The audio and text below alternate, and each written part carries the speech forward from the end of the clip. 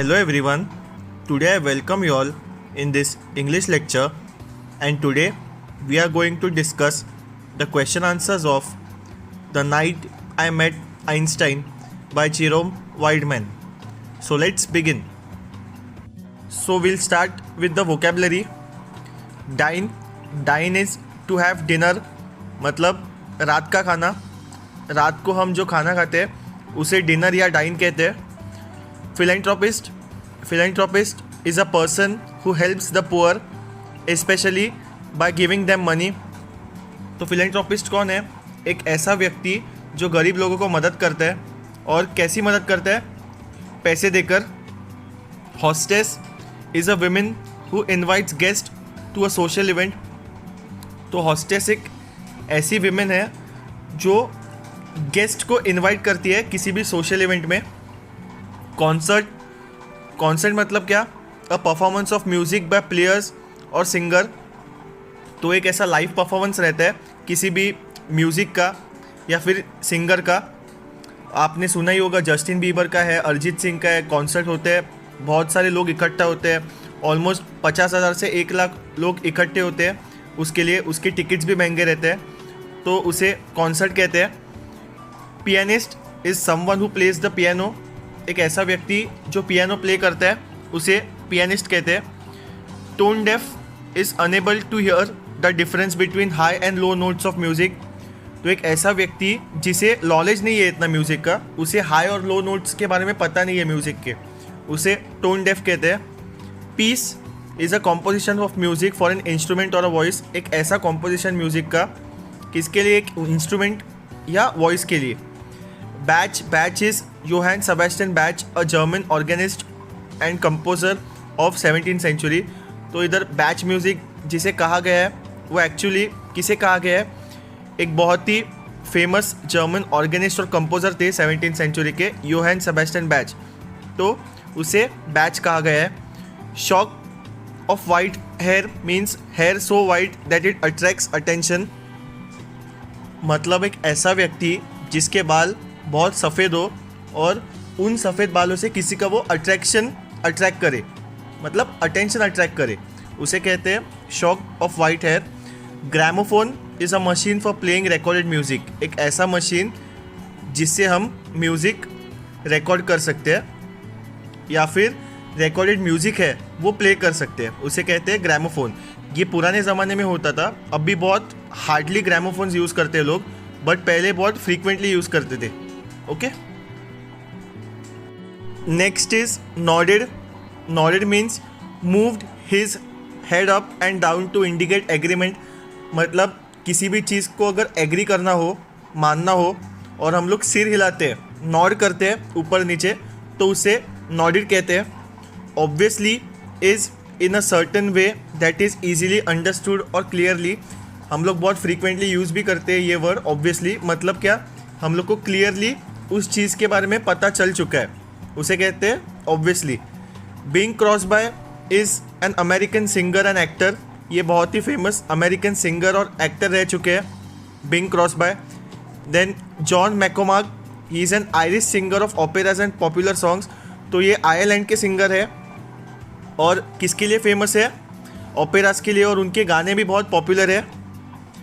Give a cold look is give a look expressing displeasure. एक ऐसी look देना जिससे डिसप्लेजर एक्सप्रेस करते हो. डिसप्लेजर मतलब नाखुश. Were engaged in is were busying taking part in something. मतलब किसी भी एक्टिविटी में पार्ट लेना, उसे कहते हैं वर एंगेज्ड इन, और पार्ट लेके इनफैक्ट बिजी रहना. फ्रंटियर्स इज़ द स्टार्टिंग और beginning point of something new. किसी भी चीज़ का स्टार्टिंग या बिगनिंग पॉइंट उसे कहते हैं फ्रंटियर्स.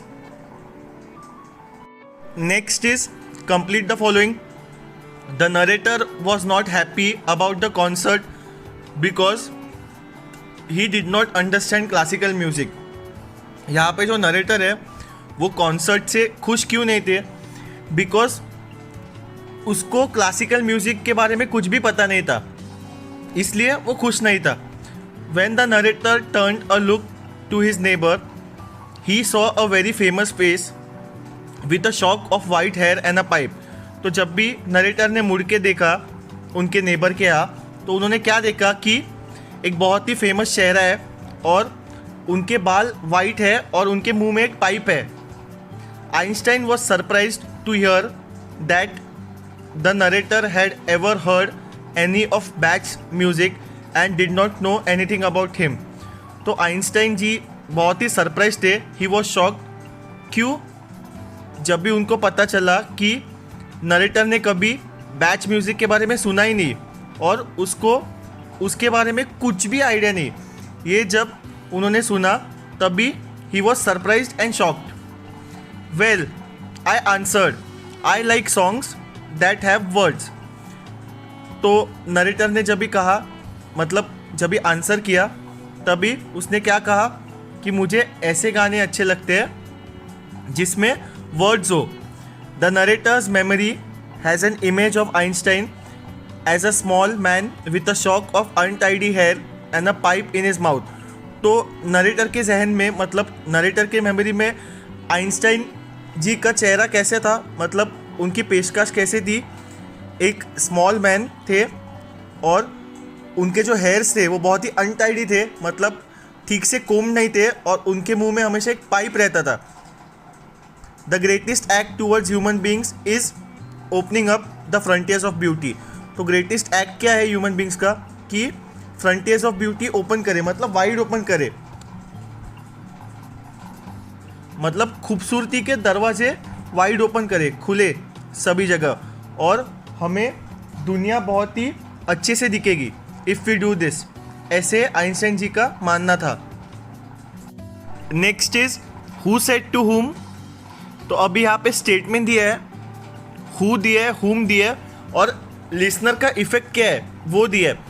तो first is we are going to listen to a very good pianist. तो ये किसने कहा? The hostess said to the narrator. जो हॉस्टेस है उसने नरेटर से कहा, और उसका इफेक्ट कैसे था लिसनर पे? He was not very happy. वो खुश नहीं था इतना.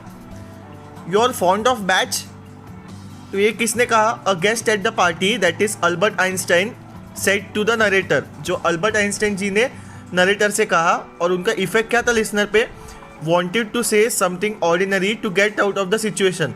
अभी इफेक्ट क्या है कि नरेटर ये पर्टिकुलर सिचुएशन से बाहर आना चाहता था, इसलिए उसने ये सब सिचुएशन क्रिएट किया. I do not know anything about Bach, the narrator और the writer said to Albert Einstein. तो ये नरेटर ने अल्बर्ट आइंस्टाइन जी से कहा, और इफेक्ट कैसा था लिसनर पे? द लिसनर लुक सरप्राइज, मतलब अल्बर्ट आइंस्टाइन जी बहुत ही सरप्राइज थे ये सुन के. I like songs that have words, the narrator said to the old man और अल्बर्ट आइंस्टाइन. ये किसने कहा? नरेटर ने अल्बर्ट आइंस्टाइन जी से कहा, और इफेक्ट क्या था लिसनर पे? The listener smiled, obviously pleased. Albert Einstein ji ने एक स्माइल दी and he was pleased, he was happy जब नरेटर ने ये कहा तब. You are not tone deaf, Albert Einstein said to the narrator. तो अल्बर्ट आइंस्टाइन जी ने नरेटर से कहा, और उसका इफेक्ट क्या था लिसनर पे? The listener try to justify himself, मतलब जो नरेटर था he try to justify himself. Next is write one word for a musical performance in public. एक ऐसा म्यूजिकल परफॉर्मेंस जो पब्लिक में करते हैं उसे क्या कहते हैं? उसे कहते हैं कॉन्सर्ट. ये मैंने कहा था आपको, एक कॉन्सर्ट होता है जहाँ पे ऑलमोस्ट 50,000 1 लाख, कहा तो 2-3 लाख लोग भी रहते हैं. तो वो लोग लाइव कॉन्सर्ट के लिए टिकट्स खरीदते हैं, और टिकट्स भी एट ए टाइम बहुत महंगे होते हैं, बट एन्जॉयबल होता है बहुत, बिकॉज आपके जो फेवरेट सुपरस्टार है वो वहाँ पे गाना गाते हैं, right? So it is known as concert. A lady who invites and looks after guest. एक ऐसी लेडी जो इन्वाइट करती है और सभी गेस्ट का ख्याल रखती है, मतलब उनको जो भी कुछ चाहिए वो देखती है. उसे क्या कहते हैं? उसे कहते हैं हॉस्टेस. आपको पता होगा एरोप्लेन में भी होती है, मतलब प्लेन में, उसे हम लोग एयर हॉस्टेस कहते हैं. तो वो उसका काम भी सेम होता है, सभी का ख्याल रखना, मतलब जिसको जो भी चाहिए वो प्रोवाइड करती है. A man who helps the poor by giving them money. एक ऐसा आदमी जो गरीब लोगों को मदद करता है, बट कैसे मदद करते हैं? उनको पैसे देके. तो उसे क्या कहते हैं? Philanthropist. One who plays a piano. एक ऐसा आदमी जो पियानो प्ले करते हैं, he is a pianist. Write the following statements whether true or false. The narrator had heard of Bach. So this statement is false because narrator ने कभी भी batch music के बारे में सुना नहीं था. He was fond of music that had words in it. So he never heard of Bach. So this is false. The narrator's answer displeased Einstein. तो जो नरेटर ने आंसर दिया था उनको, उससे आइंस्टाइन डिस्प्लीज थे, मतलब नाखुश थे. So this statement is true. The upper room had a gramophone. जब नरेटर और आइंस्टाइन जी ऊपर गए तभी वो रूम में ग्रामोफोन था. So this statement is true. वहाँ पे सच में था gramophone. The narrator liked the kind of music where he could follow the words.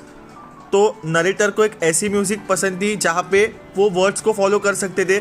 So this statement is false.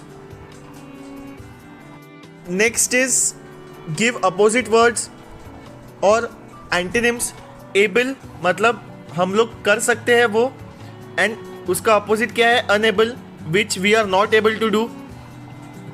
Important मतलब बहुत ही महत्वपूर्ण, और अनइम्पोर्टेंट मतलब which is not that important. Pleased मतलब हैप्पी. डिस्प्लीज्ड मतलब नॉट हैप्पी. लाइक मतलब पसंद. अनलाइक मतलब जो पसंद नहीं है वो, और dislike which is dislike.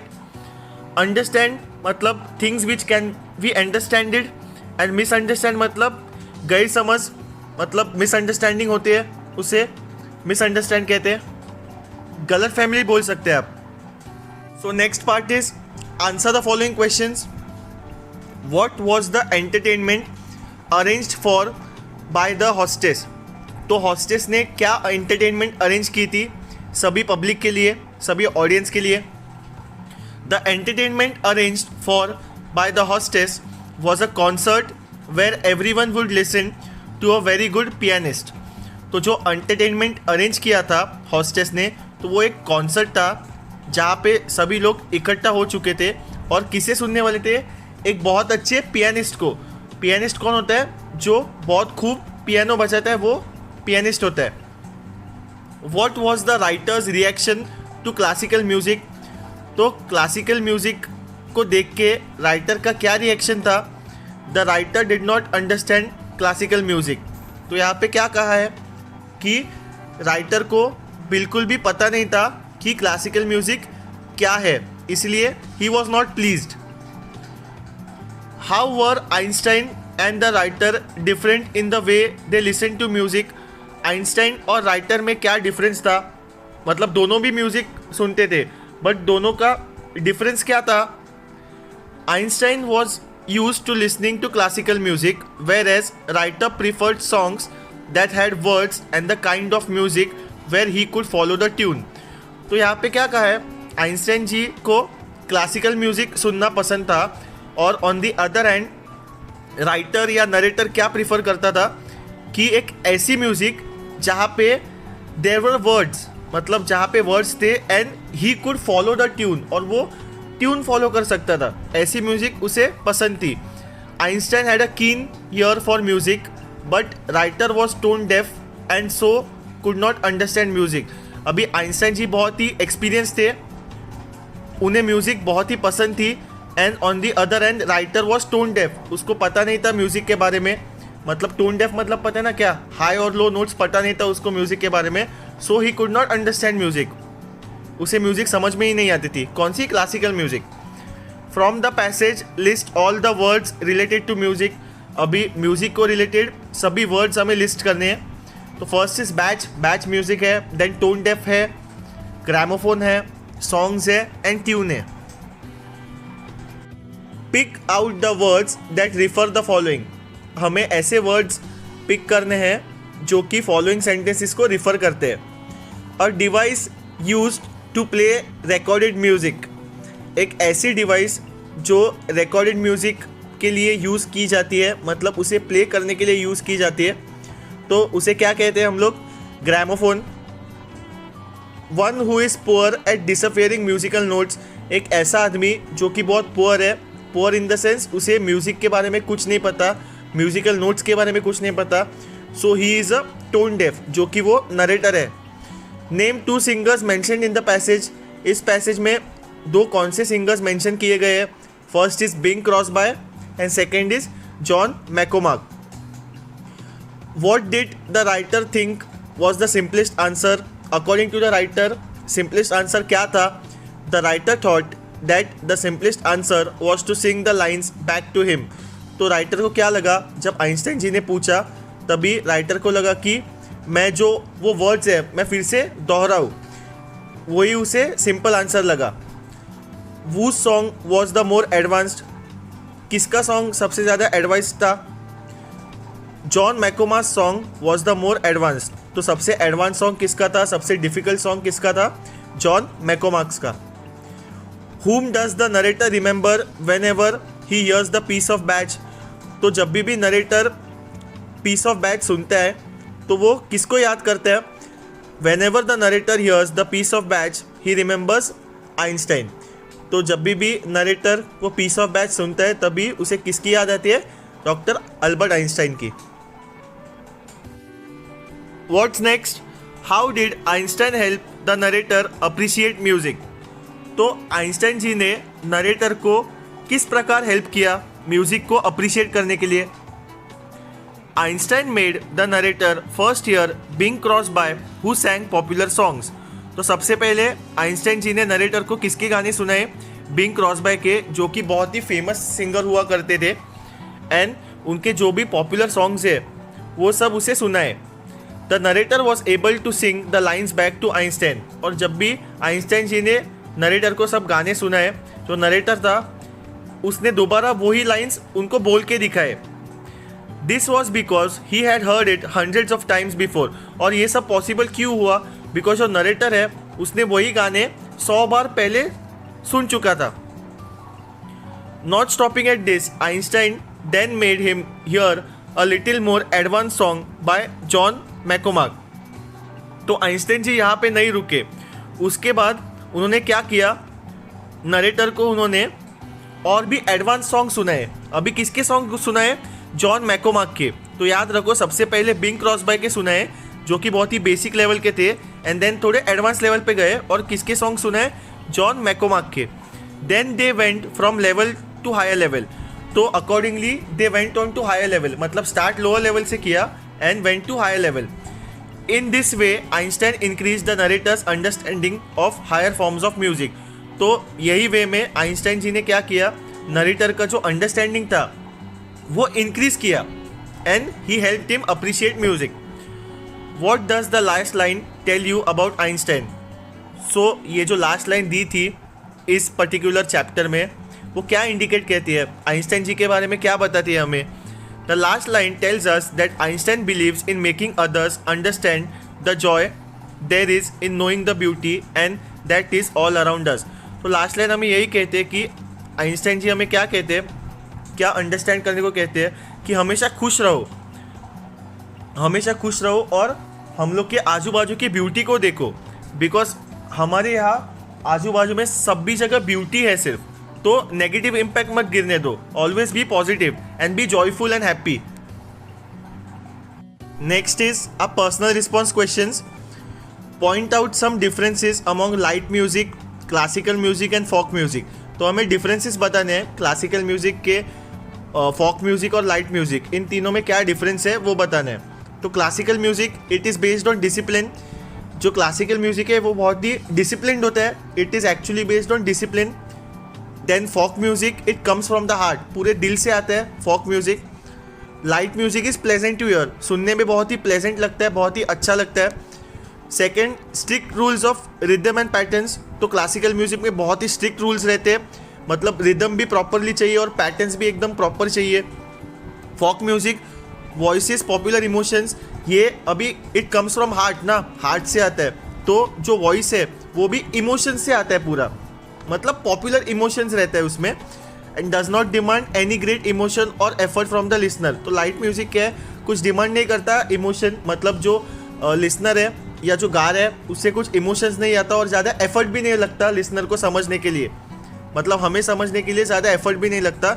Easily we can understand because it is light music. Then folk music में there are no rules and light music could be from any genre. तो यहाँ पे क्या बताया कि फॉक म्यूज़िक में कोई रूल्स नहीं है और लाइट म्यूज़िक में कोई भी टाइप नहीं है, कौन से भी जेन से हम लोग सुन सकते हैं। तो यहाँ पे सबसे कॉम्प्लिकेटेड कौन से है, क्लासिकल म्यूज़िक है, एंड उसके बाद फॉक म्यूज़िक है, एंड लाइट म्यूज़िक तो हम लोग प्रीफर करते हैं वो है, मतलब ऑलमोस्ट वर्ल्ड में 60 to 70% people listen to light music, because सभी को म्यूज़िक की समझ नहीं रहती, तो इसलिए we prefer light music. Have you ever attended a concert, write a few lines about it. तो आपने कभी कोई कॉन्सर्ट अटेंड किया है क्या, एंड अगर किया हो तो उसके बारे में थोड़ा लिखिए, ऐसा क्वेश्चन है। तो yes, I have attended a concert of Justin Bieber. तो मैंने जस्टिन बीबर का कॉन्सर्ट अटेंड किया है। भी जस्टिन बीबर कौन है, he is a Canadian singer, और आपको पता ही होगा उसके बहुत फेमस सॉन्ग्स है, and one of his very famous songs is Baby. आप ज़रूर सुनिए, बहुत ही अच्छा गाना है। It was so exciting to see my favourite pop star live on stage and to hear him singing my favourite songs. तो बहुत ही एक्साइटिंग मोमेंट था वो, बिकॉज जो मेरा फेवरेट पॉप स्टार है वो मेरे सामने लाइव गा रहा है, और वो लाइव सुनने का मज़ा ही कुछ और है। मतलब हम लोग ऐसे सुनते हैं, यूट्यूब पे सुनते हैं, देन नॉर्मल पेजेस रहते हैं म्यूज़िक के, वहाँ पे सुनते हैं, बट लाइव सुनने में जो मज़ा है वो अलग ही है।